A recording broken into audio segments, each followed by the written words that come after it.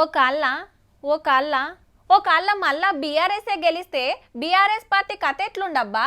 KCR sir CM, రేపో మాపో Ramanna CM అని లీకులు. హరీష్ రావు సార్ గురించి ఓ తీర్లా, సంతోష్ రావు గురించి ఇంకో తీర్లా చర్చలు నడుస్తుండే. అంతా మంచిగుంటే మన కవితక్క ఇట్లనే మాట్లాడనో, 10 ఏళ్ల ఏలువడిని నియంగానే ప్రశ్నించునో. రాజకీయంలో ఎప్పుడేం జరుగుతుందో ఎవ్వలం చెప్పలేముల్లా.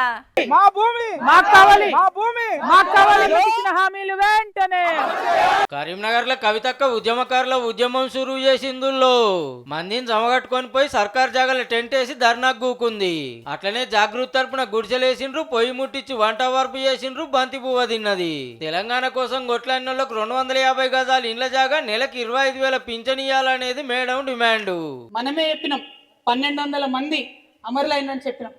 540 మందికి ఇస్తుంది, మిగతా వాళ్ళకి ఇవ్వకపోతుంది. బీఆర్ఎస్ ఏలు వల్ల అమరవీరుల కుటుంబాలకు ఉద్యమకారులకు మస్తు అన్యాయం చేసిండ్రు, ఎవ్వరికి ఇలువ ఇయ్యలేదని ఎన్నో యాద్ చేసింది.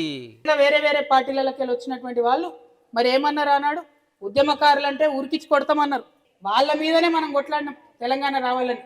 వాళ్ళందరూ ఉద్యమ పార్టీలకు వచ్చి వాళ్ళు మన మీద పెత్తనం చేసుడు, వాళ్ళు మనల్ని అవమానం చేసుడు, వాళ్ళు మన మీద కేసులు పెట్టుడు. సెక్రటేరియట్లకు పోతే ఇక్కడ మీకేం పని, ఉద్యమం అయిపోయింది అన్నటువంటి మాటలను చాలా మంది ఇప్పటికి కూడా గుర్తు చేసుకుంటారు. ఈ సర్కార్ అన్న ఉద్యమకారులకు న్యాయం చేయాలి, అప్పటిదాన్ని కూకోనానికి వచ్చింది కవితక్క.